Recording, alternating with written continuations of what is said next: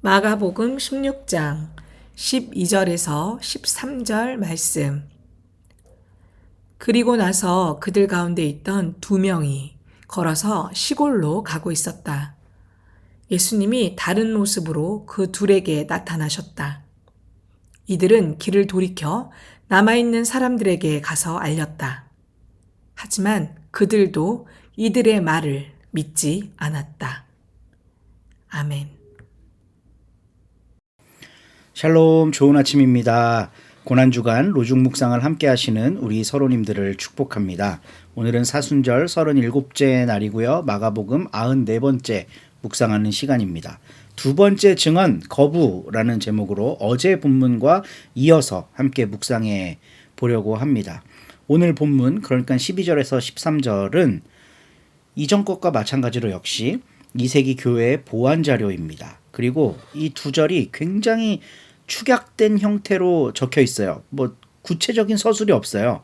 근데 누가복음 24장 13에서 35절에 나오는 엠마오 마을로 가는 두 제자 이야기가 압축돼서 기록된 거다라고 볼 수 있습니다. 그러니까 교회에 엠마오 도상으로 가고 있는 그 제자들 이야기들이 퍼져나갔을 거 아니에요. 그러니까 마가복음의 후대 편집자는 그 이야기를 이제 예수님의 부활 사건 이후 기록으로 남기고 싶었던 거죠. 근데 그대로 쓰려니까 내용이 길어지잖아요. 빨리 마무리가 돼야 되는데. 그래서 이렇게 압축적으로 기록을 했다라고 볼 수가 있습니다.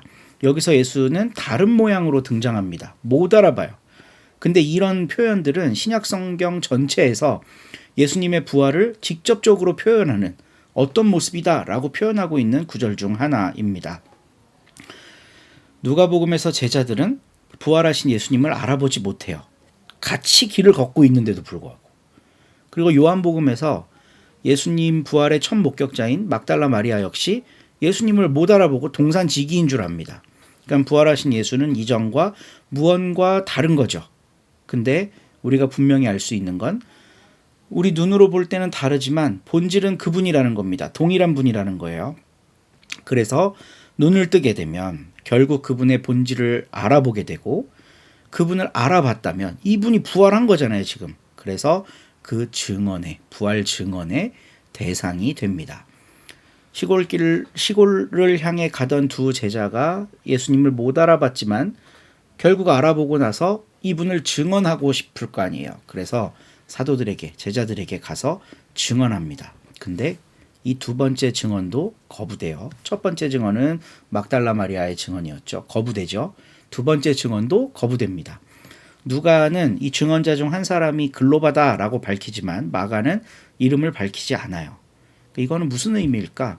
모든 독자를 대표하는 보편적 인물로 기능한다. 이렇게 해석하면 건강하지 않을까 싶습니다. 그러니까 마가복음 후반부를 읽고 있는 첫 번째 독자들, 그러니까 2세기 교회 성도들이 되겠죠. 혹은 지금 읽고 있는 우리, 역사상 이 글을 읽었던 모든 독자들을 투영할 수 있는 그런 해석의 여지가 있습니다. 익명성으로 남겨뒀기 때문에.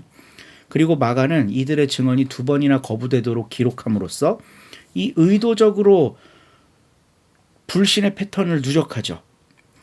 이거를 통해서 제자들의 이 완고한 불신이 얼마나 깊었는지를 드러냅니다. 그냥 안 믿는 거예요. 부활한 예수를. 직접 봐야 믿죠. 근데 직접 봐도요, 이분이 예수인지 아닌지 한 번에 알 수가 없어요. 시골로 가는 두 사람, 이름은 없지만 목적지는 있습니다.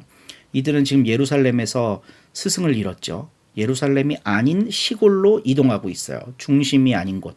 원래 자기들이 살던 일상의 방향으로 발걸음을 옮깁니다. 이거는 실망한 사람들의 발걸음이라고 할 수 있어요. 기대했던 것이 무너졌을 때, 즉 혁명이 실패하고 스승도 죽고 이제 남은 거는 예전에 그 처절했던 삶, 그거밖에 없으니 다시 거기로 돌아가는 겁니다. 근데 그 귀한의 길 위에서 예수가 나타나시죠.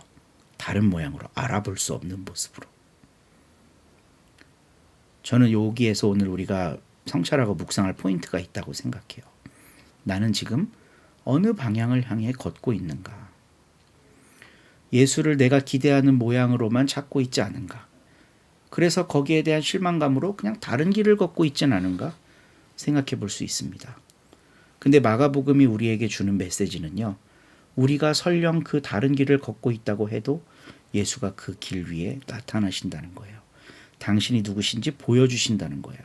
내가 보려고 할 때는 누군지 알아볼 수 없지만 부활하신 예수님이 자기를 계시하셔서 알아볼 수 있게 하시고 증언하는 사람으로 만들어주신다는 겁니다. 이 믿음과 이 기대가 우리를 예수님을 발견할 수 있도록 하는 힘이 되는 거죠. 오늘도 이 믿음 갖고 고난주간 셋째 날 주님과 소통하며 하나님께 나아가는 여러분 되시기를 축복합니다. 오늘도 좋은 하루 되세요.